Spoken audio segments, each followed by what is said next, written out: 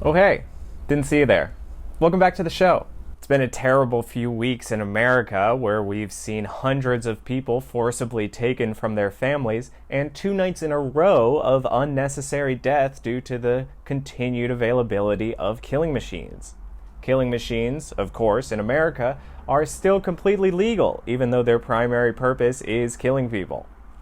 To be fair, it's hard to do a complete ban on killing machines because not everyone who has them wants to murder. Some people just have them for fun. Regardless, with each day we inch closer to the 2020 election, the big day when all Americans get to decide the future of our country. With such a big decision, it's important that we as Americans get to know our potential future leader as best we can. Of course, America's best method of determining this is through public debates where the politicians can duke it out for political supremacy.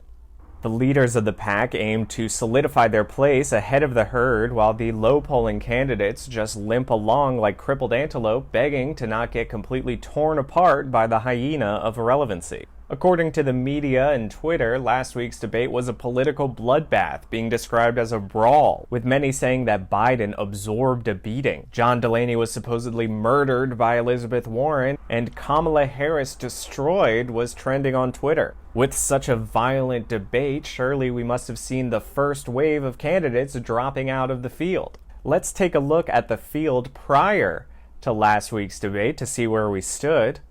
And now let's take a look after that debate. Mike Gravel, a candidate that didn't even qualify for either debate, has dropped out.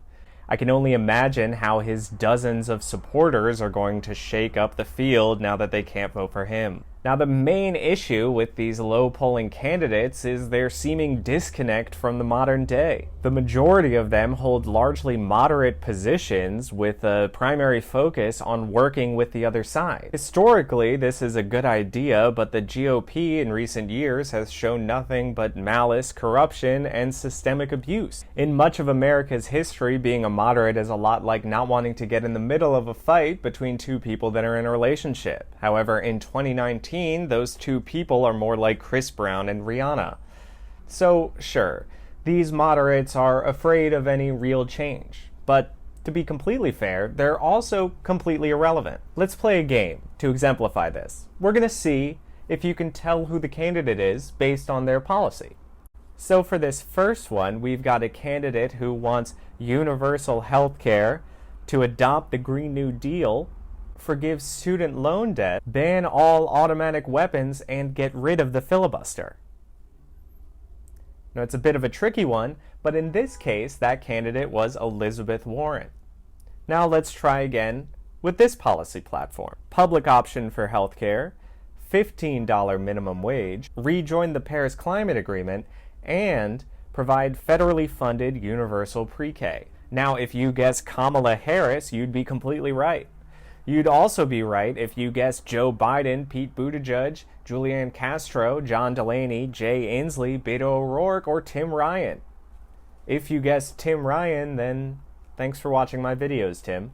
My main question here is why are so many of these candidates wasting the time and money of the American people when there are other candidates way ahead of them that have their exact same ideas? What's the point of them running? Are they just completely fueled by ego? Are they just hoping that Americans somehow get overwhelmed by the sheer charisma of Pete Buttigieg? Why are so many Americans still giving them money? Why can no one hear my screams or cries for help? And why are you still watching this? This one's over.